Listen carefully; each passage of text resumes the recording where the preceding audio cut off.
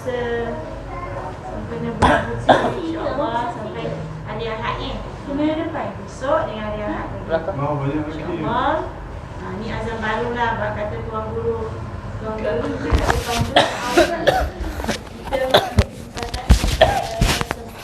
sempena COVID-19 Sempena memerlukan masa kita dengan ibadah. Masa ni lah Allah kata nak tengok hamba-hambanya yang istiqamah dalam ibadah. Kalau sebelum ni mungkin masing-masing sibuk dengan kerja kat luar, tak sempat, tak ada kesempatan untuk membuat ibadah. tak dengar. Jadi dengan hikmah sebalik COVID ni, dapat kita selalu bersama, tak disebut dengan hal-hal kat luar sana. Contoh macam Amal tak mengajar, Amal tak mengajar, saya pun tak mengajar, aku pun tak ada kelas. Jadi peluang ni banyaklah kita boleh buat pengisian. InsyaAllah malam ni aku akan kupas dah. Hikmah ada satu buku yang dia baru beli tu, saya dah tengok. Kata ni bagus untuk share, pertama pada keluarga. Jadi dia akan sambung lah, aku dah share dah. Jadi sebelum tu kita akan bagi kita jemput Ustaz Amal untuk membawa sebuah nasyid lah, selawat sempena kelahiran Nabi. Tak baik lalu.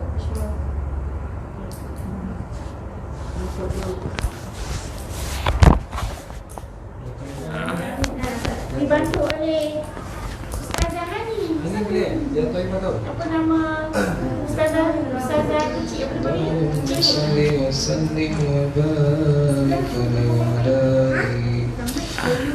ya Taiba ya Taiba ya dawal ayana ishtaqnani wal hawa nadana wal hawa nadana ya Taiba ya Taiba ya dawal ayana ishtaqnani والهوى نادانا والهوى نادانا سيدي يا أبا بكر حبكم في الخيام دوني يا عمر افضي بعمري وكذا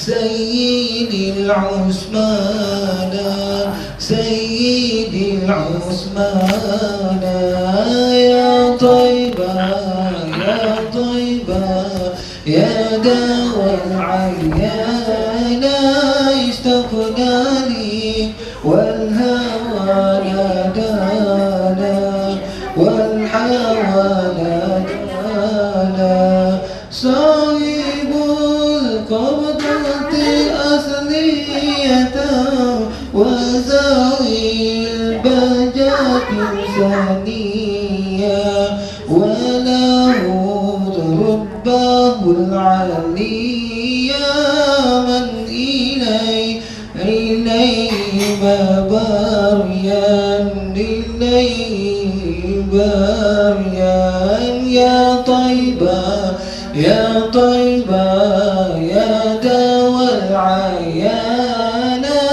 اشتقنا لي والهوى نادانا والهوى نادانا يا طيبة يا طيبة يا دوا العيان اشتقنا لي والهوى نادانا والهوى نادانا يا علي يا ابن أبي طالب منكم فاصدار المواعيد هل ترى هل أرى هاجب عندكم أفضل الغلمان أفضل الغلمان يا طيبة يا طيبة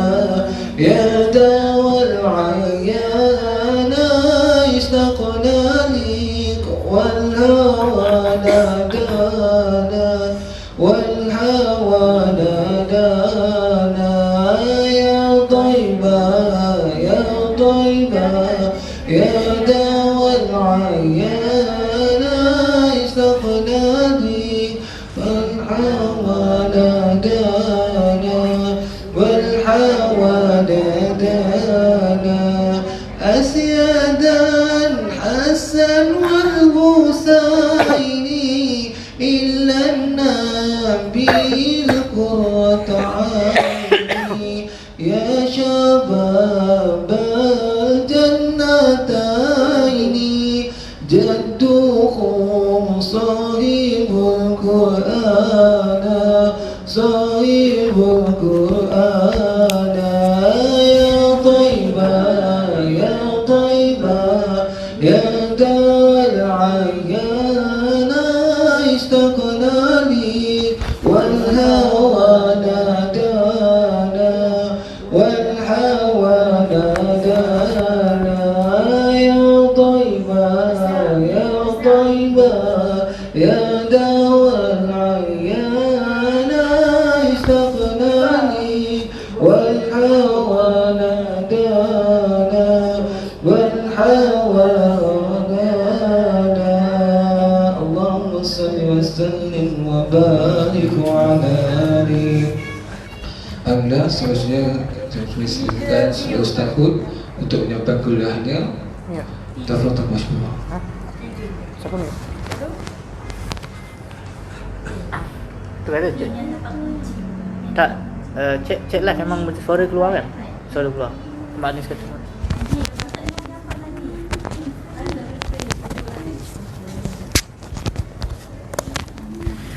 Bismillahirrahmanirrahim. Alhamdulillahirabbil alamin wassalatu wassalamu ala asyrafil anbiya mursalin wa ala alihi washabihi ajmain. Rabbi shrah li sadri wa yassir li amri wahlul 'uqdatam min lisani yafqahu qawli. Alhamdulillah, syukur kita kepada Allah Subhanahu wa taala dapat lagi kita bersama-sama dalam majlis ilmu. Disebutkan oleh baginda sallallahu alaihi wasallam, majlis ilmu merupakan sebahagian daripada Rawdatul min Riyadil Jannah. Dan kita ingatkan lagi hadis Nabi sallallahu alaihi wasallam, man salaka tariqan yaltamasu fi ilman sahalallahu lahu bihi tariqan ila jannah. Barang siapa yang menempuh jalan untuk mendapatkan ilmu, maka Tuhan akan permudahkan baginya jalan menuju ke syurga. Jadi ini usaha kita untuk ke syurga Allah SWT. Kita mulakan hidup kita dengan majlis-majlis ilmu, ya, dan di situ juga turun keberkatan dan turunnya rahmat, dan juga dinaungi para malaikat, ya, melebarkan sayap mereka, dan juga segala hidupan, ya, di langit, ya, di hatta fil bahar, di laut, dan mendoakan keampunan buat penuntut ilmu. InsyaAllah kita akan sambung. Kita telah berkupas kisah Malaysia Berkurung, pesan cinta daripada Tuhan, karangan Ustaz Abdullah Bukhari Abdul Rahim. Ya, kita dah kupas pada minggu lepas, kan? Sebab kita Isnin, Selasa, Rabu kita ada pengajian online, kelas mengaji. Jadi kita cuma dapat berkumpul pada Khamis, Jumaat, Sabtu untuk kita bincanglah perkara-perkara yang boleh menambahkan keimanan kita, yang boleh mendekatkan kita kepada Allah Subhanahu Wa Taala. Yang kita pada siri yang pertama kita telah mengupas prinsip kita apabila berhadapan dengan wabak. Diterangkan beberapa prinsip, ya. Yang di antaranya kita katakan bahawa segala ujian yang Tuhan bagi ni adalah la yukallifullahu nafsan illa wus'aha. Mungkin kita akan dapat menghadapinya, dan kita kena sabar, ya. Dan juga ada beberapa prinsip, dan di antara doa-doa ada 8. Semalam pun kita share 8 semalam 8 hak Nabi SAW.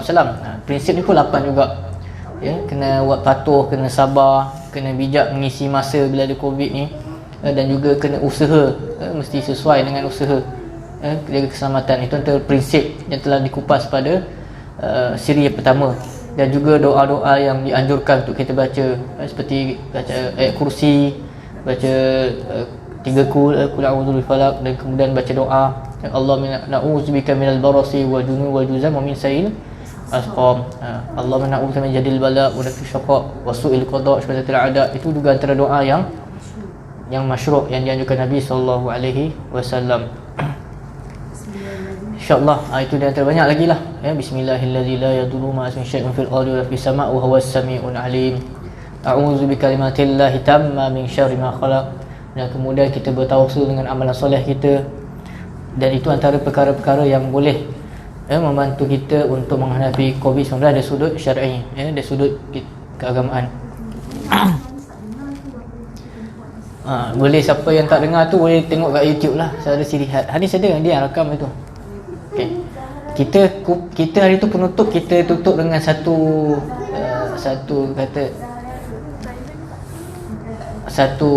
statement. Orang alim takutnya benar dan asli kerana mereka menilai dari banyak sudut seperti mata burung, dan orang jahil orang awam juga, sudut pandang orang awam pula sempit seperti bawah tempurung. Ulang balik. Ini lepas kita ulang banyak kali ni. Orang alim takut benar dan asli kerana mereka menilai dari banyak sudut pandang seperti mata burung. Maksudnya the view dia panjang, jauh, luas. Manakala sudut pandang orang awam pula sempit seperti bawah tempurung. Itu akan dikupaskan pada hari ini, bahagian 2. Ya, memang COVID ni banyak orang tangkap sebab dia kata COVID bila jin, dia tangkap jin, dia syorkan herba-herba kan. Herba ni kata mana? Sebab dia kata dia mimpi Rasulullah SAW beritahu makan herba ni. So banyak wujud perkara-perkara begitu, itu yang akan dikupaskan. Kemudian wujudnya angka COVID-19, kita Malaysia kena 3,353. Dan sama dengan Quran pula. Kan. Jadi diorang suka mengaitkan adakah itu benar cara menafsirkan Quran. Kemudian dalam Quran tersebut corona kan, waqarna fi buyut kan.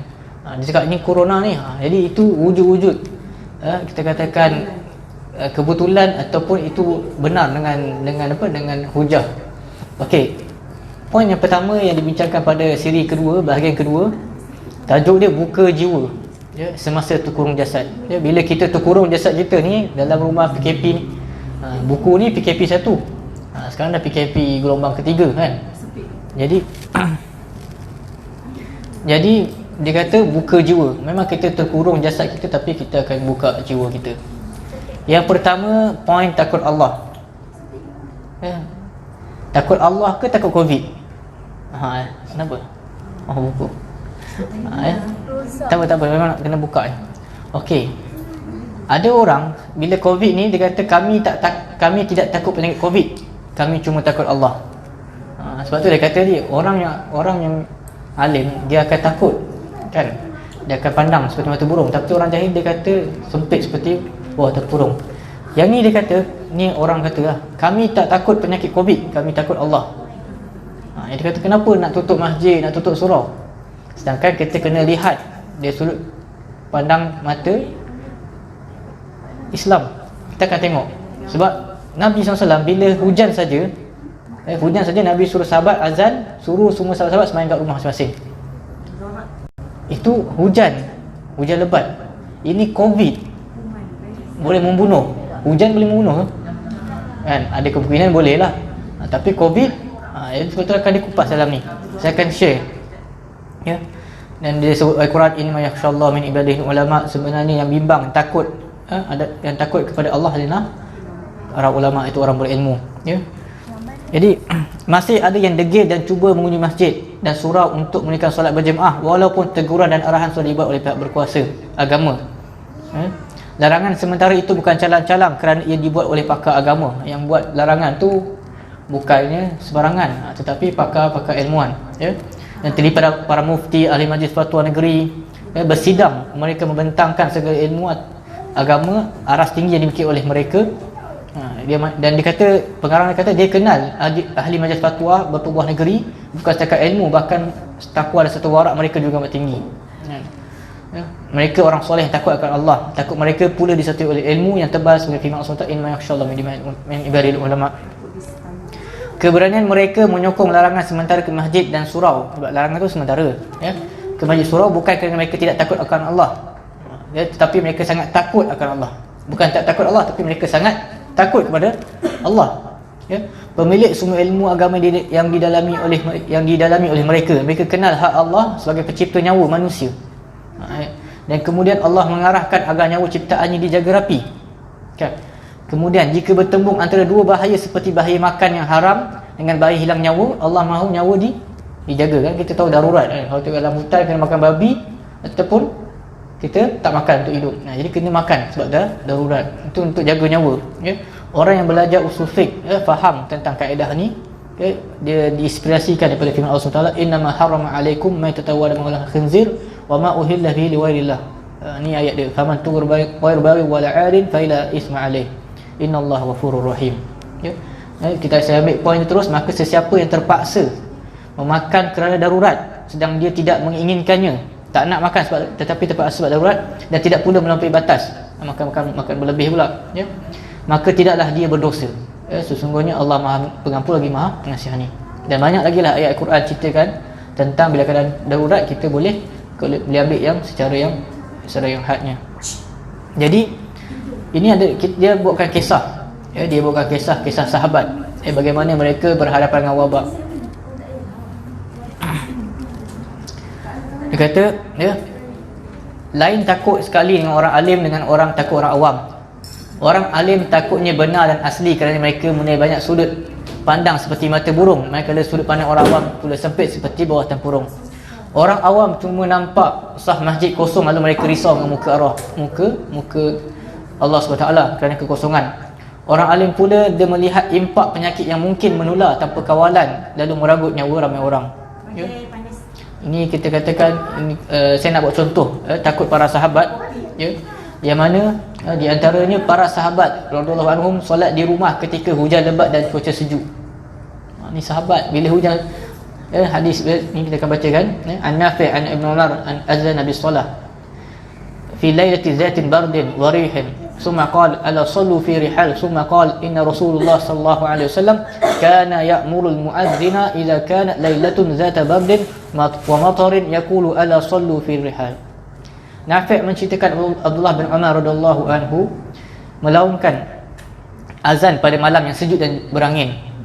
Kemudian dalam azan ini dia berkata, tunaikanlah, ya, sallu fi rihal, ya, tunaikanlah solat di tempat kalian masing-masing. Dia tambah azan, dia azan dan solatlah di tempat kalian masing-masing. Kemudian dia beritahu Rasulullah SAW pernah menyuruh tukang azan pada malam yang sejuk dan juga hujan agar menambah lafaz, ya, sallu fi rihal, solatlah di rumah masing-masing. Ya. Kita, dan kemudian dia syarahkan, kita tahu hujan atau sejuk menjadikan tubuh tidak selesa dan tidak sampai meragut nyawa. Kan hujan bukan ni, dia cuma tak selesa kan, tidak sampai meragut nyawa. Ya. Jika pada waktu begitu pun Rasulullah SAW menyuruh para sahabat solat di rumah masing-masing, bayangkan sekarang ni arahan baginda jika wabak peragut nyawa sedang berluasa. Ni kita nampak poin yang pertama. Poin yang kedua, kan, poin yang kedua, mata dipandang, saya ambil dia punya poin saja, ya. Apabila kamu dengar ada wabak penyakit yang berjangkit di satu tempat, maka janganlah kamu pergi ke sana.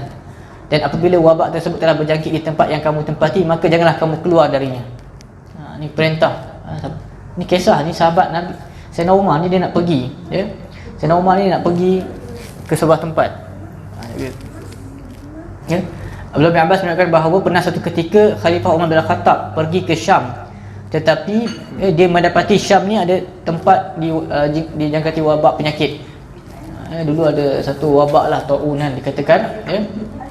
Jadi Sayyidina Umar ni dia bermusyarat dengan sahabat dia, ya. Jadi dia kata dia nak pergi ke tak. Diorang nak berangkat ke Syam, ya. Daripada Madinah nak ke Syam. Sayyidina Umar dia mesyuarat dulu, kan. Syam ni tempat tu tengah dijangkiti wabak, ya. Kemudian Umar akhirnya mengambil keputusan untuk pulang ke Madinah dan tidak masuk ke Syam. Dia dah pergi tapi dia tak sampai lagi. Kemudian berkeputusan dia patah balik. Jadi tindakan ni dia tegur. Dia tegur oleh Abu Ubaidah bin Jarrah. Ni Abu Ubaidah bin Jarrah ni pun kita katakan antara 10 sahabat yang dijamin masuk syurga, kan. Semalam kita dah kupas Abu Ubaidah bin Jarrah. Jadi dia kata, mengapa kita harus lari daripada ketentuan Allah? Kenapa kita nak takut dengan ketentuan Allah? Pergi je lah Syam, kan. Allah takdirkan, dia kata. Dia kata, Umar menjawab, kalaulah orang lain berkata demikian, wahai Abu Ubaidah, ya. Dia kata, kenapalah engkau boleh cakap macam ni, dia kata, ya. Dia kata, benar, kita lari daripada ketentuan Allah, akan tetapi kita sedang menuju ketentuan yang lain, ketentuan Allah yang lain. Apa pandangan kamu jika, Sayyidina Umar kata, apa pandangan kamu kalau kamu ada seekor unta, lalu dia turun di lembah yang ada dua bahagian. Satu bahagian yang subur, satu bahagian yang tandus. Jika kamu bawa unta kamu meragut pada bahagian lembah yang subur, maka bukankah itu berarti kamu membawanya meragut berdasarkan ketentuan Allah? Kata kalau kamu ada unta, ada lembah yang tandus, ada lembah yang subur. Jadi kamu nak bawa turun ke mana? Jadi kalau kamu turun ke subur, itu kan bukan ketentuan Allah juga, kan? Jadi aku ni sekarang ni tak pergi sebab nak elakkan wabak. Jadi kata apabila dan dia mendengar, dia mendengar, kemudian datanglah Abdurrahman bin Auf, lalu dia berkata, sesungguhnya saya mempunyai maklumat tentang perkara ini. Saya pernah mendengar Rasulullah SAW bersabda, apabila kamu dengar ada penyakit di suatu tempat, wabak, wabak ni adalah penyakit, maka janganlah kalian pergi ke sana, dan apabila ada wabak di tempat kalian, maka janganlah kalian keluar padanya. Itu kitanya prinsip, dan itulah yang dilaksanakan oleh kerajaan sekarang ni. PKPG kan, bersyarat diperketatkan, dikepung kan, jangan bagi keluar, yang dalam tak boleh keluar, yang luar pun tak boleh masuk. Jadi mereka mengikut petunjuk Nabi sallallahu alaihi wasallam. Kemudian dan kemudian ada satu lagi dibawakan contoh.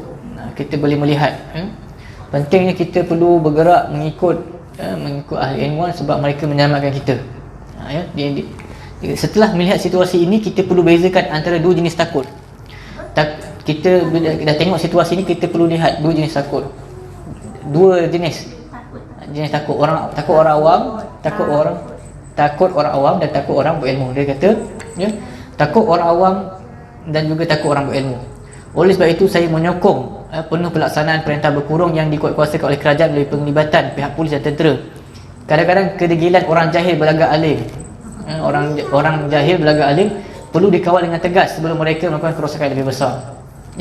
Benarlah firman Allah SWT yang mengatakan perungut kekuasaan undang-undang sangat penting bagi menyekat kejahatan dan kebodohan setengah pihak.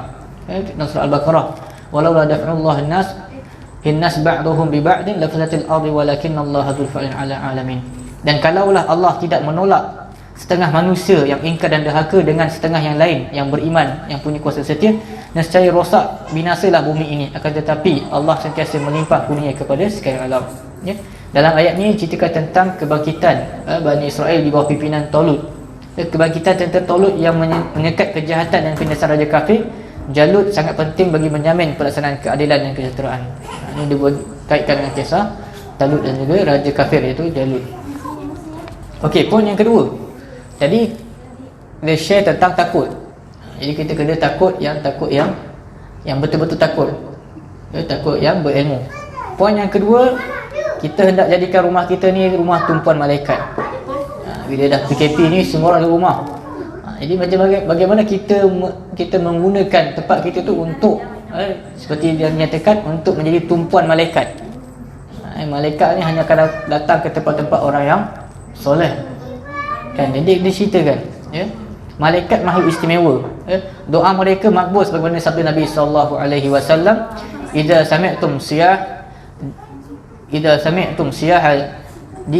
dikati fas'alu, dikah ni ayam, fas'alullah min fadlihi fa inna ra'at malakat, wa idza sami'tum nahiq al-himar fata'awwadhu billahi minasyaitan fa innahu ra'a syaitan. Sabda Nabi Sahih Bukhari, apabila kamu mendengar kokok ayam, yang biasa dengar ayam kokok kan, ayam kokok, maka pohonlah kepada Allah akan kurniaannya, kerana ayam itu telah melihat malaikat.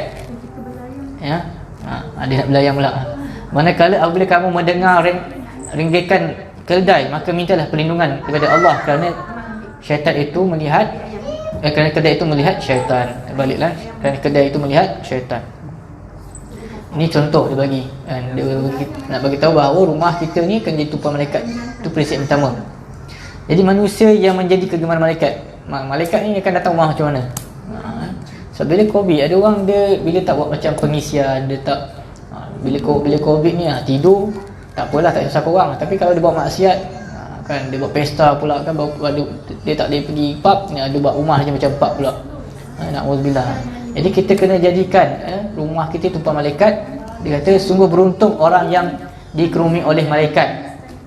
Antara manusia kegemaran, malaikatnya akan pilih siapa? Malaikat akan pilih yang kaki surau dan kaki masjid.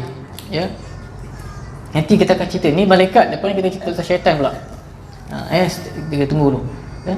Sesungguhnya bagi masjid itu ada tiang serinya, ya. Mereka, iaitu yang kaki surau bagi masjid, mempunyai teman semasjid dari kalangan para malaikat. Jika mereka tidak hadir ke masjid, para malaikat akan bertanya khabar tentang mereka. Jika mereka sakit, para malaikat akan menziarahinya. Dan jika mereka mempunyai keperluan, para malaikat akan membantu mereka. Mustahmad. Jadi malaikat ni kawan dia adalah orang kaki masjid, kaki surau, ya. Itu adalah manusia menjadi kegemaran malaikat, ya. Walaupun masjid dan surau ditutup, ya, kerana maslahat lebih besar oleh pihak berkuasa agama dan kerajaan, ya, kita masih boleh menjadi teman malaikat dengan menjadikan rumah kita sebagai masjid ganti. Hidupkan rumah dengan solat berjemaah, ya. Istilah rumah kita dengan ilmu dan amal.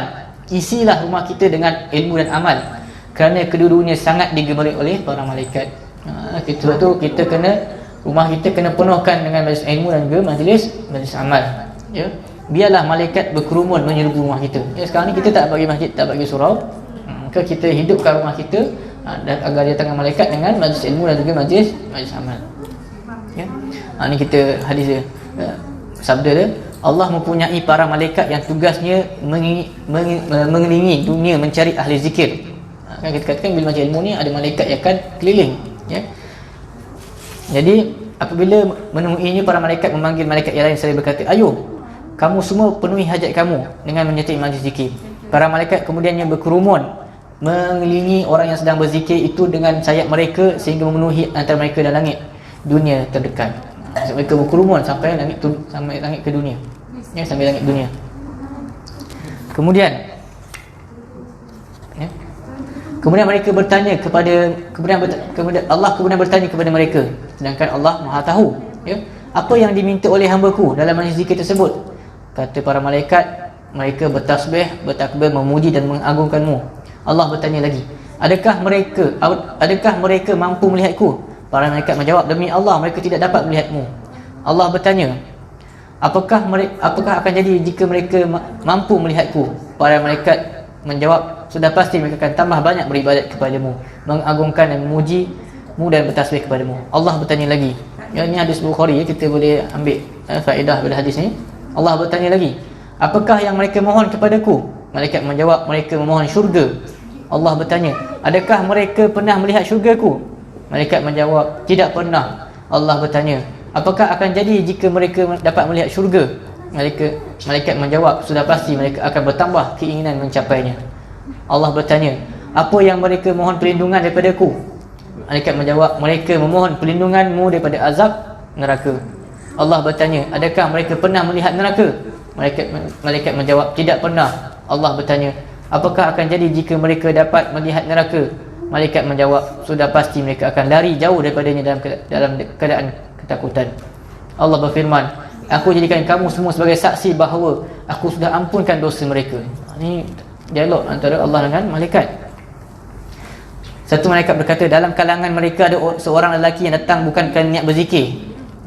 Ini malaikat cerita, dia kata dalam halaqah zikir tu ada seorang lelaki ni datang, dalam kalangan mereka ada seorang lelaki yang datang bukan kerana niat berzikir, tetapi masuk bersama mereka kerana tujuan lain. Kan? Jadi apa kata? Allah berfirman, mereka semua aku ampunkan kerana orang yang duduk bersama mereka tidak akan ditimpa celaka. Dia masuk tujuan itu pun Allah ampunkan sekali walaupun niat dia lain. Okey. Di sini dia bagi tahu ada juga perkara yang menyebabkan malaikat terhalang. Tadi malaikat nak jemput, kita tahu cara kan, buat majlis ilmu, majlis amal. Tapi ada juga perkara yang dapat menghalang malaikat daripada masuk ke rumah.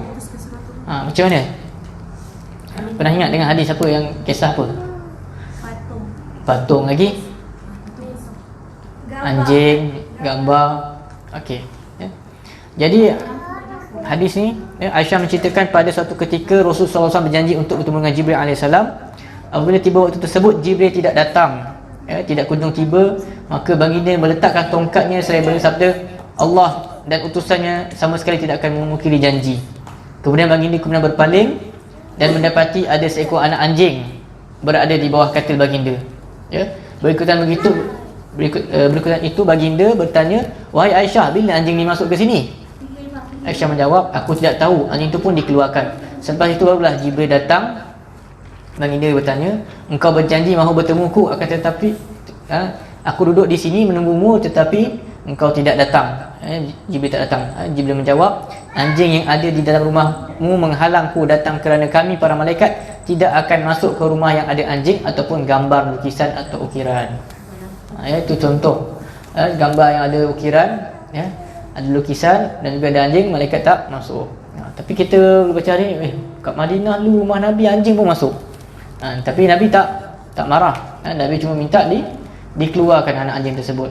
Jadi kata inilah kita kena elakkan perkara ni, iaitu anjing, kemudian gambar lukisan ataupun ukiran. Okey, poin yang ketiga, PKP adalah sebab pahala syahid dan juga pahala patuh pemimpin. PKP ni orang boleh dapat pahala syahid dan juga boleh dapat pahala patuh kepada pemimpin. Pahala lah, bila dia suruh kita duduk rumah, kita duduk ni bukan duduk kosong, duduk dapat pahala sebab kita patuh pada pemimpin. Kalau kita buat amal-amal majlis ilmu, majlis amal tu lagi bonus lah, kan? Ni dia cerita ni 24 Mac sudah ada 15 orang korban. Sangat menyedihkan. Hari ni dah beratus, setiap hari 800 ribu lebih, 800 kan, hari ni dah 700 dah kurang. Sebab tu kita perlu baca kisah-kisah macam ni. Sebab tu dibuat buku ni untuk memberikan kita kesedaran, Jadi macam bagaimana orang yang mati PKP ni, ada semua dia bagi tentang mati syahid, Ada banyak khabar gembira kerana Rasulullah SAW menjanjikan sesiapa yang meninggal dunia kerana beberapa jenis penyakit akan dikategorikan sebagai mati syahid. Apa yang kita tahu kalau mati syahid ni apa dia? Mati lemas lagi, demam lagi, sakit perut lagi, terbakar, bersalin. InsyaAllah kita akan baca hadis dia, Rasulullah SAW bertanya kepada para sahabat, apakah tanggapan kalian tentang orang yang mati syahid dalam kalangan kalian? Mereka menjawab, Nabi kata, macam mana yang korang tahu tentang mati syahid ni? Jadi sahabat jawab, wahai Rasulullah, siapa yang gugur berjuang pada jalan Allah, mereka lah syahid. Tu prinsip kan, siapa yang gugur jalan Allah, itulah syahid. Kemudian baginda menyambung, kalau begitu amat sedikitlah orang yang mati syahid, kan? Kalau nak harap peperangan, sikitlah yang mati syahid, Di sahabat bertanya, kemudian baginda menyambung, kalau begitu amat sedikitlah yang mati syahid dalam kalangan umatku, sedangkan mereka sebenarnya ramai. Sahabat bertanya, siapakah mereka itu wahai Rasulullah? Baginda menjawab, siapa yang gugur syahid, berjuang dan mati syahid pada jalan Allah, maka dikira syahid. Siapa yang mati kerana penyakit taun, maka dikira syahid. Siapa yang mati kerana penyakit dalam perut, maka dikira syahid. Ada lagi dia punya detail. Dan kemudian syahid tu, dan dibagi buat pecahan syahid. Syahid terbagi pada 3 jenis. Syahid yang terbaik iaitu di dunia dan di akhirat, mereka lah orang yang gugur kerana musuh yang kafir. Syahid ni ada 2, satu syahid perang, syahid yang bukan perang. Tapi dia buat sini buat 3 lah, sebab yang 3 ni yang direject. Syahid yang kedua, syahid di akhirat. Mereka berbeza dengan kategori sebelum ini. Jenazah mereka perlu diurus dan dimandi seperti biasa. Ini syahid yang mati lemas, sakit perut, taun, aksiden, apa lagi. Itu antara mati. Dia hukum dia akhirat syahid, tapi hukum dunia dia perlu mandi kafan seperti biasa. Tapi kalau syahid perang, memang dia tidak dikafankan, tidak disolat, dia akan ditanam dengan pakaian perang. Syahid yang ketiga, ini kita jarang dengar, benda ini berlaku. Syahid di dunia, dia syahid dekat dunia, tapi dekat akhirat dia tak dapat pahala syahid, kerana jenayah yang mereka lakukan dalam perang, seperti mati setelah menggelapkan harta rampasan perang, atau mati di medan perang ketika melarikan diri. Dia mati, dia ada, kita akan bacakan kisah-kisah ni. Dia mati, dia dunia dia syahid, tapi akhirat dia tak syahid. Sebab dia mati rupanya dia mati lari perang, kan, mati lari daripada medan jihad, ataupun dia mati dia sembunyikan barang rampasan. Dan memang ada dalam perang Uhud pun ada sahabat, yang mana Nabi kan, bila orang syahid, Nabi kata, orang akan kata ni syahid, ni syahid. Jadi Nabi kata ini tak syahid. Kemudian sahabat tanya, ya Rasulullah, kenapa dia ni tak syahid? Nabi menjawab, sesungguhnya dalam perang Uhud, bila dia cedera parah, Nabi pedang dia tusuk diri dia, maka dia mati bunuh diri. Kan orang bila dah sakit, Nabi pedang dia tusuk diri dia. Aku datang, sahabat dia kata, engkau berkata benar ya Rasulullah, sebab daripada tadi aku melihat si fulan ni memang nampak dia ambil pedang, dia tusuk diri dia. Jadi orang ingat dia syahid, sebenarnya dia bukan syahid, Jadi dia akan huraikan di sini, dua syahid dunia, Mati setelah menggelapkan harta rampasan perang boleh dirujuk dalam kisah kematian Mi'dad bin Am. Selepas perang Khaybar, Rasulullah SAW menuju ke Wadi Al-Qura untuk memburu saki baki orang Yahudi yang masih bersembunyi di situ. Jadi bid'ah ni dia ni berjalan di hadapan tunggangan Rasulullah SAW, kemudian ditembak mati oleh sebatang anak panah sesat. Ini dalam perang Khaybar. Perang Khaybar ni tahu bila? Tahun ke-7 Hijriah kan, yang Nabi kahwin dengan Sofiyah. Jadi dalam perang Khaybar ni si sahabat Nabi ni cuma tak tahu nama dia ni, Midam, bukan Midam. Dia sebab dia tulis Umi, kalau tulis Arab betul dia tahu dia ni sebutan. Yang penting dia ni jalan dekat depan Nabi dan kemudian dia terkena anak panah sesat dan meninggal. Kemudian apa kata sahabat? Dia kata sahabat ni syahid, gugur syahid lah di jalan Allah SWT. Tetapi baginda menafikan perkara tersebut. Baginda kata apa? Bal walladhi nafsi biyadihi inna syamlata allati asabaha yawma Khaybar min ghananin lam tusibha al-maqasimu la tasta'inu 'alaihi an-nar.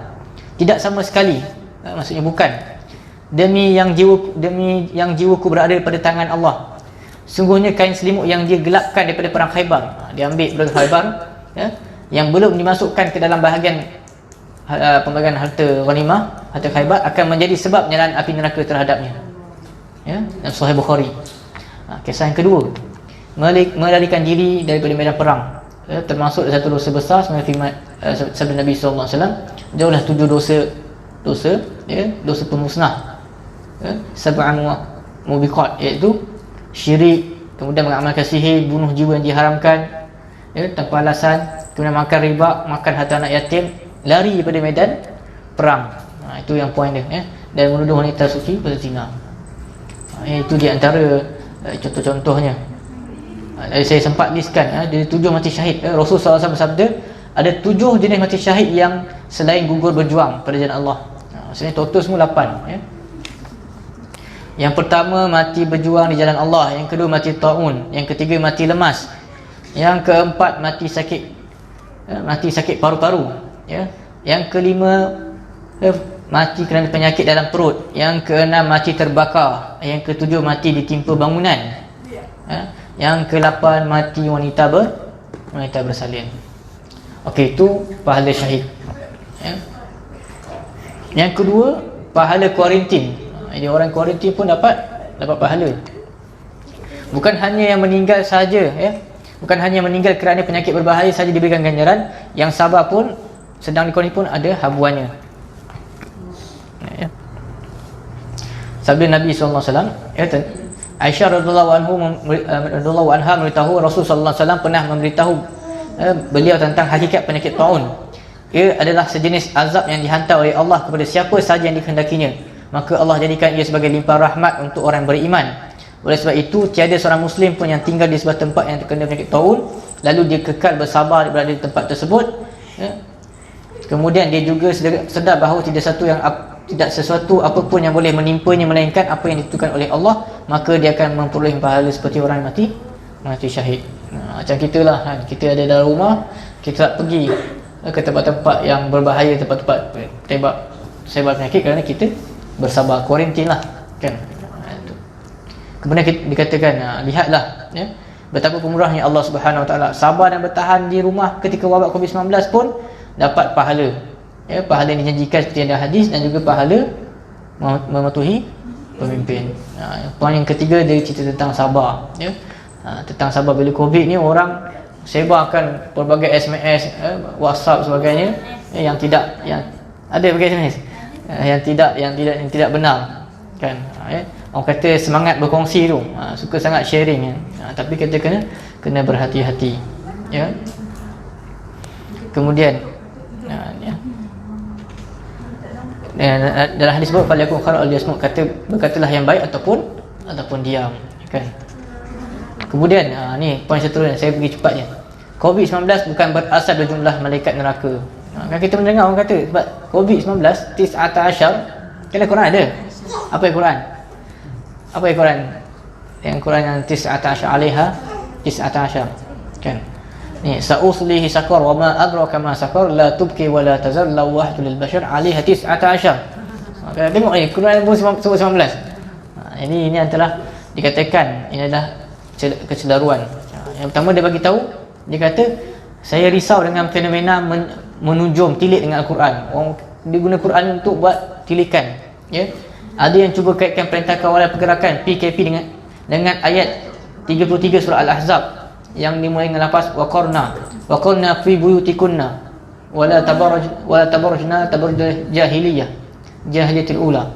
Jadi dia kata kat sini point dia corona kan, waqarna.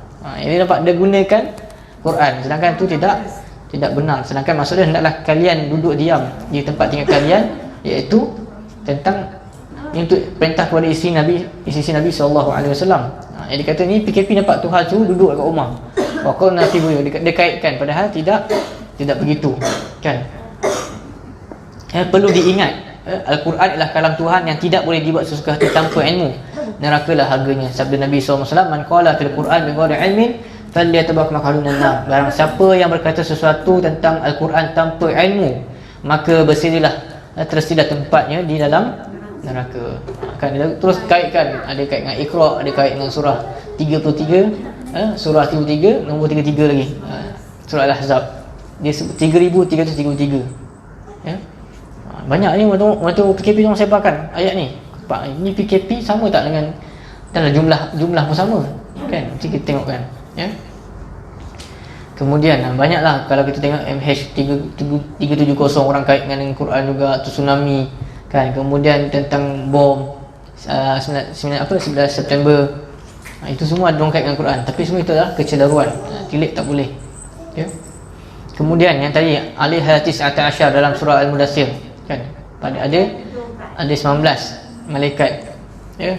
Jadi angka 19 malaikat penjaga neraka sebenarnya suatu mukjizat Al-Quran, kerana kitab Al-Taurat dan Injil juga menyebutkan perkara yang sama. Itu tentang, dia syarahlah tentang 19 tadi, bukan COVID-19, tetapi itulah malaikat yang jaga neraka. Dan kemudian saya terus lompat, kita tak pergi ke bab ni tentang nujum ni, ya. Dia kata sedekah menyembuhkan penyakit. Sedekah dapat menyembuhkan penyakit. Bila Covid ni, kita akan perasan banyak akan berlakunya orang minta derma. Macam sekarang ni Sabah kan, Sabah kena Covid-19 yang kita katakan ranking nombor 1 lah, paling tinggi di Malaysia kan, negeri yang paling banyak dengan kadar kesusahan. Jadi mereka perlukan bantuan. Jadi inilah masa kita untuk selamat juga, kita dengan bagi bantuan, ya. Kita katakan bahawa sebab sabda Nabi SAW, hassinu amwalakum bizzakah, wada'u mardakum bis-sadaqah wa'iddu lil bala'i du'a. Jagalah keberkatan dan kebersihan harta kamu dengan membayar zakat. Ya, kita jaga harta kita dengan kita bayar zakat, dan kita rawatlah sakit kita dengan sedekah. Wada'u mardakum bis-sadaqah, ya, dan rawatlah sakitmu dengan sedekah, dan bersedialah menghadapi bencana dengan doa. Wa'iddu lil bala'i du'a. Ya, kita hadapi bala ni dengan doa. Ya Allah, na'udzuka min jahdil bala. Kita minta Allah supaya dijauhkan daripada bala. Kemudian sedekah ialah amalan yang sangat ajaib, dan kemudian tawasul dengan amalan sedekah. Okey, tutup masjid. Bila Covid ni orang kata apa kan, banyak dah kita dengan huru-hara kan. Shopping mall buka kan, sekolah buka, masjid tak buka. Macam mana tu, ya. Tutup masjid semasa Covid-19. Manusia pilihan berfikiran saintifik. Dia bagi contoh, contoh manusia pilihan ni siapa? Para Nabi dan para Rasul lah. Macam mana saintifiknya mereka? Kita hari ni macam selalu fikir tak saintifik, ya. Dia kata risau juga dengan cara fikir setengah kawan dan teman satu surau. Iman mereka kelihatan sangat kuat lagi teguh kerana kurang setuju masjid ditutup. Dia kata kalau Allah sampai kata masjid tutup ni, iman tak kuat, ya. Dia kata sepatutnya, ni banyak kita dengar hari ni, sepatutnya apabila musibah melanda seperti sekarang, kita lagi kena berkumpul dan juga berdoa kepada Allah. Iman mereka ni, setengah mereka ni seakan menjangkau aspek saintifik. Perlu kita ketahui Islam adalah agama wahyu, ya, yang memiliki banyak komponen lain, komponen seperti iman, takwa dan juga sains ilmu, ya. Jadi dia bagi contoh dua manusia pilihan kat sini, ya. Aspek saintifik ni mesti kesan asbab musabab, ya. Kesan akibat, asbab juga musabab. Contohnya kan, contoh apa? Contohnya Nabi Zakaria kan, kita tahu Nabi Zakaria dia tidak ada zuriat dan dia sangat tua kan, dan isteri dia pun mandul, ya. Dan aspek saintifik kat sini yang kita boleh lihat, dia kata agak pelik jika orang tua yang isteri mandul boleh dapat anak. Jadi pelik kan? Memang satu benda yang pelik. Jadi dia kata, wahai Tuhanku, bagaimana aku akan beroleh seorang anak padahal aku sangat tua dan isteriku pula mandul? Allah berfirman, demikianlah keadaannya, Allah melakukan apa yang dikehendakinya. Jadi orang dapat fikir, dia para nabi pilihan mereka berfikir saintifik, bukan logik. Setelah permohonan ini ditunaikan oleh Allah, baginda bertanya keheranan atas kurniaan Allah itu. Mengapa? Sebab tidak lain kecuali sebab baginda sangat saintifik. Sebab logik, tak mustahil orang yang mandul dan orang yang tua boleh dapat anak, kan? Ya. Kemudian yang kedua pula, kisah yang saintifik kedua, manusia berfikiran saintifik. Kita cari bila masjid tutup, dia tak saintifik, dia tak boleh fikir. Tengok para Nabi Rasul macam mana. Kisah kedua, kisah Maryam dengan kelahiran Nabi SAW. Jadi Nabi Maryam tanya dengan Allah SWT, kan? Dia beritahu, qala innama ana rasul rabbika. Kita baca terjemahan dia, kan? Jibril berkata, sesungguhnya aku pesuruh Tuhanmu untuk menyebabkanmu dikurniakan seorang anak yang suci. Maryam bertanya dengan cemas, bagaimana aku akan beroleh seorang lelaki, anak lelaki, padahal aku tidak pernah disentuh oleh seorang lelaki dan aku pula bukannya perempuan jahat. Jibril menjawab, demikianlah keadaannya, tidak usah dihairankan. Tuhanmu berfirman, hal itu mudah bagiku dan kami hendak menjadikan pemberian anak itu sebagai satu tanda yang membuktikan kekuasaan kami untuk umat manusia dan sebagai satu rahmat daripada kami, dan hal itu ialah satu perkara yang telah ditetapkan. Jadi Maryam ni, Maryam AS ni, dia hamba pilihan Allah, dia menggunakan aspek saintifik. Dia kata, aku tak pernah sentuh dengan lelaki, macam mana aku boleh dapat anak? Kan? Pun berfikir dengan logik, jadi dikatakan kita di situasi hari ni, dalam situasi yang muncul seperti sekarang, kita wajib patuh arahan pemerintah. Taman pula pihak berkuasa agama mengeluarkan arahan ini sudah menimbang segala aspek, terutama sekali aspek saintifik. Orang-orang ni semua buat keputusan dengan kajian. Kita bukanlah Nabi atau wali seperti dua tak di atas. Lihatlah aspek saintifik dahulu dalam kes gelombang COVID-19 ini, dan sebelum berbicara ataupun bertindak. Kan mesti tengok Nabi dan Rasul pun berfikir, tak ada anak tua mandul pun boleh fikir. Tak logik, kan? Kita hari ni dengan tahu virus kita tak nampak lagi, kita boleh bersemangat pula. Semua telah dikaji. Yang poin seterusnya adalah kita mengenang jasa kaki tangan KKM. Ni dia tentang kita kena berterima kasih. Hari ni pun kita pun dapat tahu apa, petugas KKM pun ada 1,000 lebih yang kena COVID. Dia orang merawat dah kena 1,000 lebih. Jadi dikatakan bahawa mereka ni, kita katakan, menyelamatkan nyawa manusia. Kita penting untuk menjaga nyawa manusia. Tak nampak. Dia nak tengok.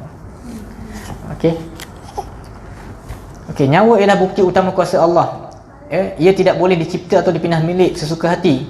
Manusia yang berani mencabut nyawa orang sebenarnya telah mencabar kuasa Allah. Lihat saja Namrud yang mengaku dirinya sebagai Tuhan. Selama saja dia membunuh seorang banduan dan melepaskan seorang banduan, sebagai bukti ketuhanannya.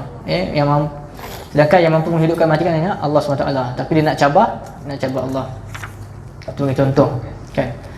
Dan bagi contoh juga berjasanya mereka yang COVID-19 ni, petugas KKM dan sebagainya.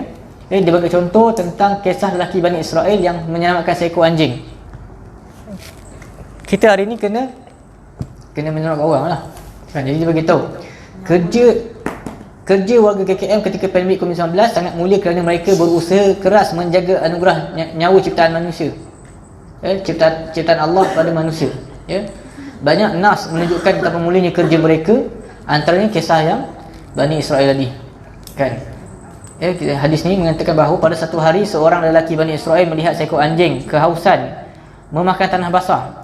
Anjing tu haus dan dimakan tanah basah, kan? Dia nak air, kan? Dia makan tanah basah.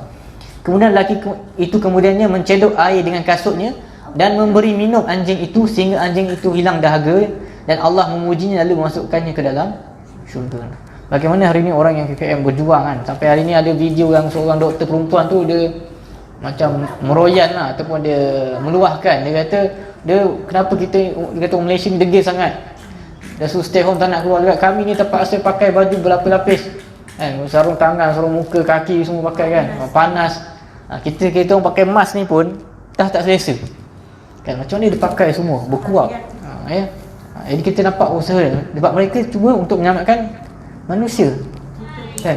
Dia kata, aduhai, jika nyawa seekor haiwan pun diganti oleh Allah dengan syurga, bagaimana dengan profession yang menyelamatkan nyawa manusia? Bagaimana mereka yang bertugas ni menyelamatkan nyawa manusia, tentera, polis, kan, KKN dan sebagainya, ya? Tugasan mereka saban hari juga membuahkan pahala sebagai sabda Nabi sallallahu alaihi wasallam, ya. Sesiapa yang meringankan satu kesusahan seorang mukmin di dunia, Allah akan ringankan satu kesusahannya di hari kiamat, ya. Siapa yang mudahkan satu kesusahan seseorang, ya, siapa yang memudahkan satu kesusahan, ya, Allah akan mudahkan di dunia. Kalau kita mudahkan orang, Allah akan mudahkan kita di dunia dan juga akhirat. Siapa yang menutup aib seseorang Muslim, Allah akan tutup aibnya di dunia dan juga di akhirat, ya. Dan Allah akan berada, ya, dengan dalam bantuan hamba ni sebagaimana hamba berada dalam bantuan seorang. Sebagaimana kita bantu orang, Allah akan bantu kita. Kemudian, ya, sabar pahala infinity. Dia kata di sini sabar pahala unlimited, infinity, ya. Tiada nasihat terbaik yang mampu saya berikan kepada warga KKM ketika menghadapi pandemik ini selain sabar, ya. Sabar anda merawat para pesakit ketika pandemik COVID-19 akan membawakan pahala infinity sebagaimana janji Allah, ya. Qul ya ibadilladzina amanu taqu rabbakum lilladzina ahsanu fi hadhihi dunya hasanah wa ardullahi wasi'ah innama yuwaffas sabirun ajruhum bighairi hisab. Ini ajruhum bighairi hisab, ya. Sesungguhnya orang yang bersabarlah sahaja yang akan disempurnakan pahala mereka dengan tidak terkira, bighairi hisab. Ni ya. Kemudian bila COVID ni banyak orang buat formula-formula rawatan-rawatan yang kononnya boleh mengubati, ya. Dalamnya ada, kan, antara yang dia buat herba dan sebagainya, ya. Saya nak ambil contoh, dia ustaz ni dia sakit buah pinggang. Dia cerita pengalaman, dia kata dia kronik sakit buah pinggang 10 tahun, 2000 sampai 2010. Jadi banyak orang bagi-bagi bagi-bagi rempah, bagi nasihat semua. Dia kata nasihat tu bukan daripada pakar pun, dan benda tu lah yang merosakkan buah pinggang orang. Dia bagi pengalaman dia. Dia kata apa pun kena tanya dengan orang pakar, ya, kan. Kadang-kadang dia cerita pengalaman dia makan kurma. Dia kata tak semua benda tu kita ingat baik, ya.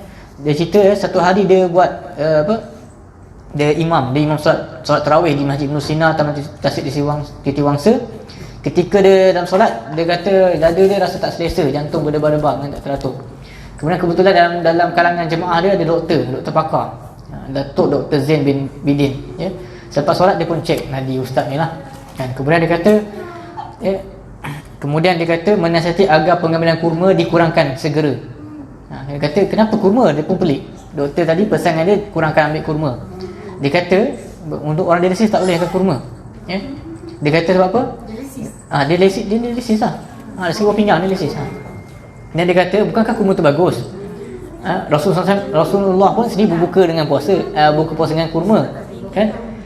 Tidak. Kemudian dia kata tidak lain kerana kurma memiliki kandungan potasium yang sangat tinggi dan berbahaya untuk pesakit buah pinggang seperti saya. Jadi kena tanya, kesimpulannya kena tanya orang pakar, kan. Ketika menderita sakit buah pinggang dahulu, saya akan dengar kisah orang yang buah pinggangnya rosak kerana mencuba berbagai petua sampah. Hari ni suruh makan tu, suruh makan ni, kan. Ya, dia panggil petua sampah, ya. Jadi dia kata kita perlulah tanya dengan pakar, kan. Wa ma arsalna qablaka illa rijalan nuhi ilaihim fas'alu ahla dzikri in kuntum la ta'lamun. Tanyalah kepada orang yang berilmu jika kamu tak tahu. Dia kata banyak hari ni orang buat, ya. Kita tanya pakar bidang, ya. Ada baru ni herba apa yang dia kata tu, baru cek kat internet tadi, herba tu apa nama dia yang untuk, tapi itu semua sumak. Kisah benar, mimpi Nabi sebut sumak COVID-19. Ada orang ustaz ni dia kata dia mimpi Nabi beritahu ubat COVID sumak. Sumak ni kalau buka dekat internet dia warna merah, sini herba. Alasan dia sebab dia mimpi, Rasulullah bagi tahu dalam mimpi. Jadi macam mana tu, kan? Jadi kita kenalah buat kajian, kan? Sebab apa dia kata memang ada orang yang sanggup buat hadis palsu untuk reka, kan? Dia kata dalam sejarah pemalsuan hadis perkara ini memang berlaku, ya. Ada setengah orang yang cipta hadis palsu untuk promosi setengah barangan, seperti tindakan Muhammad bin Al-Hajjaj Lakhmi yang mencipta hadis palsu tentang kelebihan Al-Harisah, iaitu jenis makan Arab yang sangat manis. Dia buat hadis palsu tu untuk promotkan makanan manisan dia. Banyak lagi lah. Bila COVID ni banyak penunggang agama, dia kata hand sanitizer yang diruqyah atau dibantu dengan holy water. Dia kata bila hari ni banyak orang nak hand sanitizer, yang dibacakan ayat Quran, yang telah diruqyahkan. Dari kesempatan sanitizer tu dah mahal lah. Nak tambah lagi dengan baca-baca Quran sebagainya, dia orang ambil kesempatan ya. Ini banyak. Ingat tak dulu kita ada yang dalam TV tu yang dia buat air letak tu kan, rupanya telah diharamkan JAKIM. Kita tu dah lama tak iklan. Yang dulu dia buat air tu. Lepas kita baca lah. Bukan air zafaran, okey. Banyak dulu orang buat, ambil kesempatan ya. Kewujudan produk berasaskan ruqyah bukan satu perkara yang baru di Malaysia. Sudah banyak yang membanjiri pasaran. Ada air basuhan ayat Al-Quran pada pinggan putih yang tulis dengan dakwah zafaran oleh para hafiz Al-Quran. Ada udang dan ayam organik yang diperdengarkan bacaan Al-Quran. Udang dengan ayam didengarkan baca Al-Quran. Betul, selawat. Ada air hujan malam Jumaat yang direndamkan sarang anai-anai yang sudah memakan 20 juzuk Al-Quran. Dahsyat Melayu kita. Ya, ada. Dia air jus cordial berbagai-bagai yang rasa yang sudah dibaca 30 juzuk Al-Quran. Dan ada air mineral yang ajaib yang sudah ditahfizkan 30 juzuk Al-Quran oleh para pelajar tahfiz swasta. Kan? Banyak orang buatkan ni produk kan. Ya. Jadi kebanyakan produk ni JAKIM dah tegur, dia kata. Ya. Bahkan dulu air ni, ingat air apa yang tu, air Musaffah atau air Nusrah. Ya. Basuhan pinggan putih, ingat dulu masuk TV kan, yang basuhan pinggan putih tu. Ya. Pernah diharamkan penjualannya secara komersial oleh Majlis Fatwa Kebangsaan yang bersidang pada tahun 2016 kerana mengundang unsur khurafat dan penyelenggaraan akidah. Dulu kan dia buat bacaan Quran dekat pinggan, kemudian dia buat jadi air. 2016 telah difatwakan. Haram lah, tak boleh. Sebenarnya kalau kita tengok dia sudah hujah pun memang tak valid lah ya. Jadi dia tegur lah. Jadi dia tegur dalam ni. Ni kita tak nak panjang lah. Dan dia kata bila PKP ni kita macam ahli keluarga kita ramai yang hafal Quran kan. Masya Allah, tabarakallah. Ramai yang hafal Quran ataupun hafal surah-surah pendek, hafal surah 3 kul kan. Tak kisah apa-apa surah. Jadi musim PKP lah kita nak murajaah hafalan kita. Kita pagi-pagi ada masa lapang, kita murajaah kan. Walau kita rasa hafal, bila kita lupa tu kita rasa berdosa. Memang berdosa pun ya. Di sini dia kata, dia buat satu, sebab Ustaz Abdullah Bukhari ni dia hafiz Quran, dia bagi tahu musim PKP lah musim kita menambat unta liar. Sebab kan dalam hadis kan mengatakan, Nabi kata orang hafal Quran ni seperti mengikat unta liar. Dia kata sesi menambat unta liar ketika cuti PKP. Time ni lah kita nak tambat unta. Unta Hanisnya unta banyak lari. Ni hafal Quran berapa dulu lupa kan. Dibah Iqra' Quran lupa dah. Nah semua amal saya sendiri. Semua kita time ni kita nak tambat kita punya unta-unta liar. Ya. Kita kena ambil peluang. Ya. Dia kata hari raya keluarga. Dia ibaratkan kucing PKP ni hari raya keluarga, semua orang berkumpul. Kan? Okey, hadis yang bagi tahu, ya. Hadis bagi tahu tentang tanggungjawab mengekalkan hafalan Quran, ya, agar ia tidak lari dari minda seperti ular, ya, seperti unta liar yang tidak ditambat. Dan Ibn Umar radhiyallahu anhuma, anna Rasulullah sallallahu alaihi wasallam qala, "Inna masalu sahibil Quran kama masali sahibil ibil mu'allaqah. In ahada 'alaiha amsakaha wa in atlaqaha dhahabat." Perumpamaan para penghafaz Quran seperti unta yang ditambat. Nabi umpamakan orang hafaz Quran seperti unta yang ditambat. Ya. Sekiranya dia berterusan menambat unta itu, maka dapat dipegang. Sekiranya dilepaskan, maka ia akan lari meninggalkan tuannya. Macam tu hafazan Quran. Jadi kita kena pegang hafazan Quran kita. Ya. Dan dia ibarat unta liar. Kemudian, ya. Dan apa yang kata kita tengok kata tabi'in, masya-Allah, bagaimana mereka menginsafi kata tabi'in, ya. Tidak ada musibah apa lagi yang paling besar berbanding lupanya Al-Quran. Ya, dia kata tak ada musibah yang paling besar ni apabila lupa Al-Quran, lupa Quran yang pernah dihafal. Ya.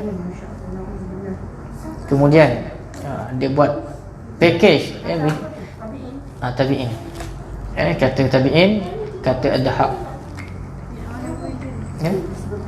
Lupa Al-Quran adalah lupa Quran, lupa yang pernah dihafal, termasuk musibah agama yang wajib dihindari. Ini musibah lah, ya, musibah kita.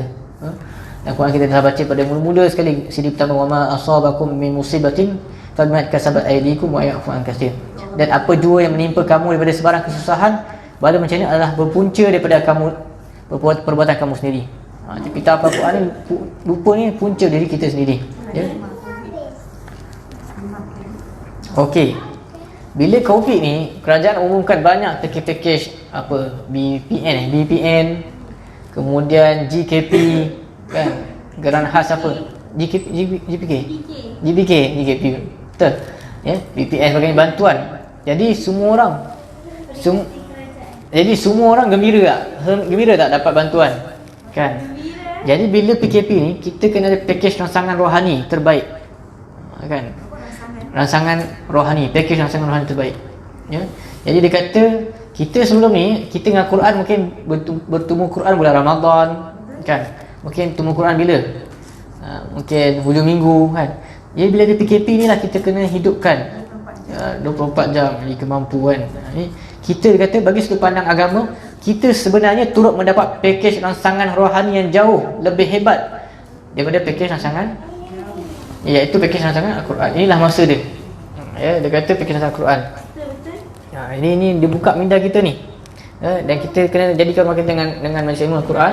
Sebab apa? Sabda Nabi SAW, jangan jadikan rumah kamu seperti kubur. Ni Nabi punya perintah, jangan jadikan rumah kita seperti kubur. Ya. Sesungguhnya syaitan lari dari rumah yang dibacakan dalamnya surah Al-Baqarah. Kemudian kamera pusing-pusing je. Ya. Kemudian berapakah pelaburan? Ni kita kata pelaburan lah. Mengaji, kita kata tilawah Al-Quran. Ya. Kita kata tilawah Al-Quran adalah pengulangan Quran. Kita katakan satu huruf tu dapat 10 huruf. Alif, lam, mim. Ya. Dikira satu alif 10. Ya. Satu, kemudian lam 1, mim 1. Ada satu dapat 10. Ya. Kemudian ini tentang fa'al Quran lah. Kita tak sentuh sebab nanti panjang pula. Ya. Kalau nak detail baca buku ni, menarik. Ni kisah Sumak. Kita katakan yang herba, yang mimpi tu kan. Dia kata kita ni suka sangat bermimpi. Sedangkan mimpi ada 3 jenis. Kita kesimpulan dia. Mimpi ada 3 jenis. Yang pertama, mimpi yang benar adalah mimpi daripada khabar gembira daripada Allah. Yang kedua, mimpi gangguan daripada syaitan. Ya. Yang ketiga, mimpi yang dipenuhi oleh jiwa seseorang. Ya. Dan sekiranya kamu bermimpi sesuatu yang kamu tidak sukai, maka bangunlah, bersolat dan usahlah dicerita mimpi tersebut kepada manusia. Sebab siapa yang selalu tidur kan, selalu mimpi. Dia kata mimpi ada 3 jenis. Sebab ni mimpi ni ada 3 jenis. Yang pertama mimpi yang benar, mimpi gangguan syaitan. Yang ketiga mimpi yang psikologi. Sebab dia ingat orang tu, maka dia mimpi lah benda tu. Dan sekiranya kamu memimpi sesuatu yang tidak kamu sukai, maka bangunlah, bersolat dan usahlah diceritakan kepada orang lain. Dan prinsip mimpi ni kan, prinsip mimpi ni, prinsip mimpi ni, orang yang paling benar mimpinya adalah orang yang paling benar lidahnya. Jadi orang tu kalau nak mimpi dia betul, lidah dia pun mesti betul lah, cakap benar. Kalau dia kelentong dia mimpi, memang kita pun tak percayalah mimpi dia. Dia juga macam ruqyah juga, bergantung pada orang yang baca tu. Boleh je kita suruh ayat Quran kita baca, suruh radio baca, tapi tak, dia bergantung pada pembaca tu. Kemudian ya, ni tentang mimpi. Okey, tangkap jin masuk botol. Tangkap jin masuk botol. Macam mana? Sebab ada yang kata COVID dia berjin. Okey, tapi saya nak buat kesimpulan je sebab kita nak habiskan dengan cepat ya. Tentang tangkap jin ni rahsia dalam kitab, kalau kita belajar tafsir kan. Tangkap jin ni sebenarnya hanya Nabi Sulaiman saja yang diberi. Betul? Hari kita pelik orang tu tangkap jin, sebenarnya Nabi Sulaiman. Sebab Nabi Muhammad pernah cuba tangkap, tak boleh. Nabi kata ini hanya diberikan khusus untuk Nabi Sulaiman. Nabi kata kalau aku diberi kelebihan, sudah tentu aku akan tambat jin ni supaya boleh tengok orang Islam. Nabi pun beritahu khusus, beritahu dalam tafsir ya. Ya. Ini panjang, saya berikan terjemahan surah Sad. Dan jin syaitan yang lainnya dipasung dalam rantai belenggu. Ayat di atas menunjukkan 3 mukjizat Nabi Sulaiman yang hanya dimiliki oleh baginda dan tidak pada Nabi Musa, Isa atau Rasul SAW. Ya. Itu 3 dia boleh bercakap dengan manusia. Okey. Ada mukjizat khusus. Ya. Jadi pada satu ketika, ni tentang Nabi SAW. Rasul SAW bersabda, Ya. Si musuh Allah, iblis datang membawa secebis api untuk dilemparkan ke mukaku. Lalu aku mengucapkan, aku mohon perlindungan Allah daripada kejahatanmu sebanyak 3 kali. Ya, jadi syaitan ni lemparkan api kepada Nabi dan Nabi doa. Ya. Ya, doa berlindung kepada Allah SWT. Ya. Jadi dia kata, ya, kemudian aku melaknatmu dengan kutukan Allah sebanyak 3 kali. Kemudian aku hendak menambatnya. Jadi Nabi Muhammad nak tambat syaitan ni. Kemudian kata Nabi, demi Allah, kalaulah bukan kerana doa saudara kita Nabi Sulaiman, sebab Nabi Sulaiman minta doa, dia kata minta untuk aku je kan. Kemudian sudah pasti iblis akan terikat pada tiang masjid dan menjadi mainan kanak-kanak Madinah. Kalau diberi kelebihan, pasti Nabi Muhammad dah ikatlah iblis tu. Ya, sebab Nabi Sulaiman dia doa, ya, qala rabbi ighfirli wa hab li mulkan la yanbaghi li ahadin min ba'di. Innaka antal wahhab. Nabi Sulaiman doa, ya Tuhanku, ampunkanlah kesilapanku dan kurniakan kepadaku sebuah kerajaan yang tidak ada taranya dan yang tidak akan ada sesiapa pun manusia selepasku, ya, siapa pun kemudian daripadaku. Maksudnya tak ada siapa yang akan boleh ambil macam mana ilmu zaid digunakan kepada Nabi Sulaiman. Ya. Jadi ada lagi hadis. Kita tak percaya sebab hari ni ramai orang tangkap jin masuk botol kan. Nabi Muhammad pun tak boleh. Ya, ada lagi hadis menguatkan lagi. Nabi kata dalam hadis lain, semalam, ya, semalam jin ifrit, ni hadis saya bacakan, hadis Muslim, ya. Semalam jin ifrit cuba menggangguku untuk memutuskan solatku. Maksudnya jin pun ganggu Nabi solat. Kita ni lagi lah, maksudnya jin punya trial, Nabi pun dia try juga. Kita ni lagi lah, dia masuk-masuk je, ya. Semalam jin ifrit cuba menggangguku untuk memutuskan solatku. Allah membantuku untuk menewaskannya, lalu aku berjaya mencekik lehernya. Ya.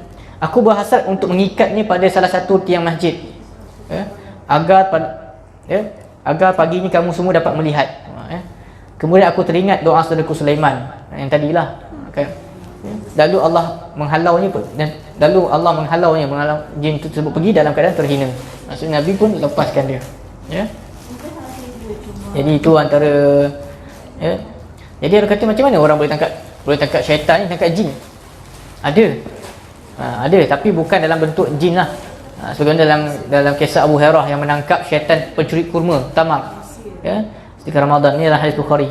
Dia bila dia menjema barulah kita boleh tangkap. Tapi kalau yang betul-betul halus tu, itu memang nipu lah, ya. Jawapannya, apabila jin menjema dalam fizikal lain yang berjisim, seperti kisah dalam hadis Abu Hurairah tadi, bukan saja mampu ditangkap, bahkan juga mampu dibunuh. Ya. Bukti lain adalah kisah jin yang mati dibunuh oleh seorang sahabat apabila jin tersebut menjema dalam bentuk ular. Itu contohnya, ya.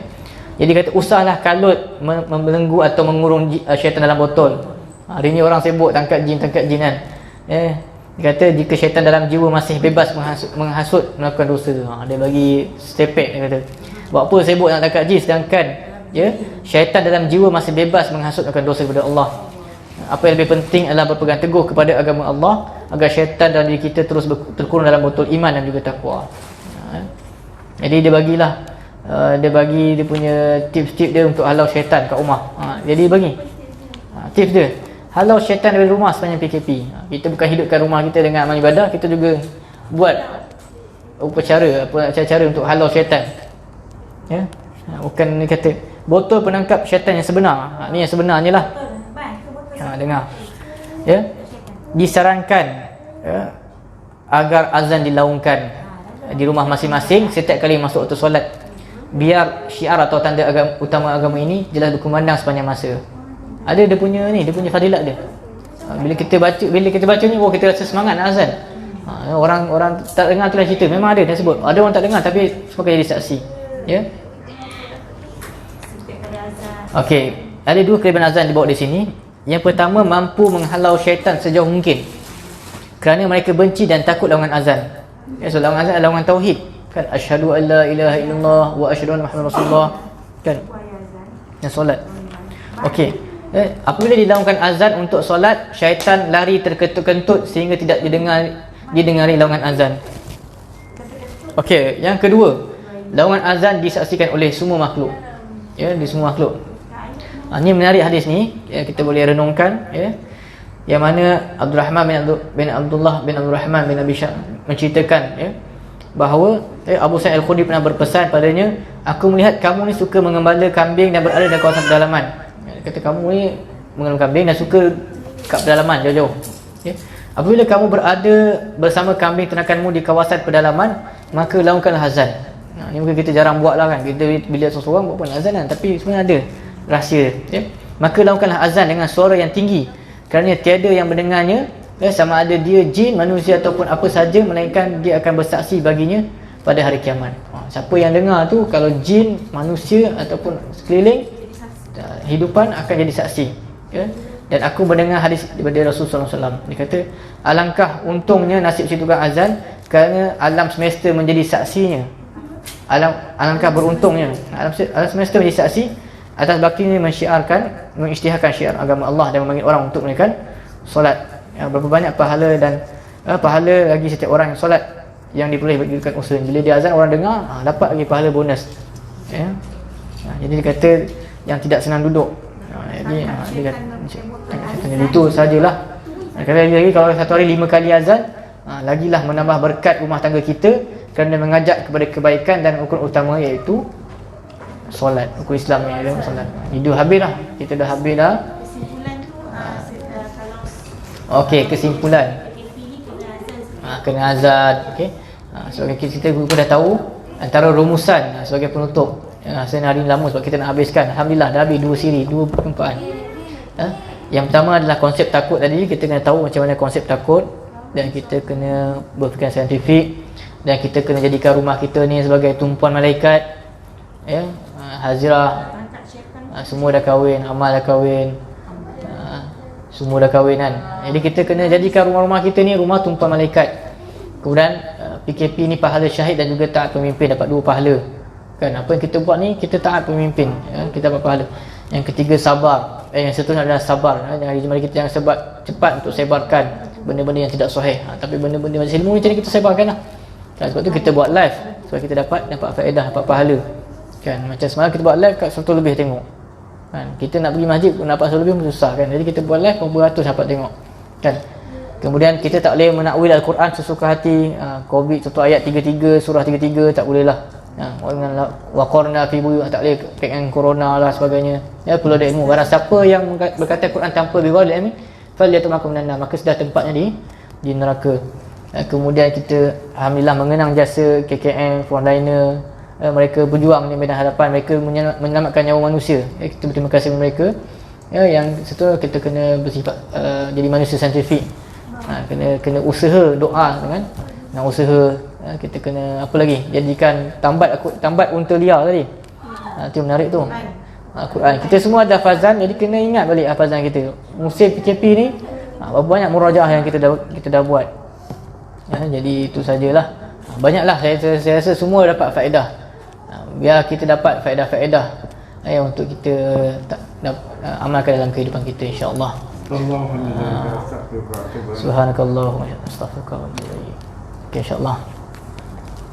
Assalamualaikum warahmatullahi wabarakatuh.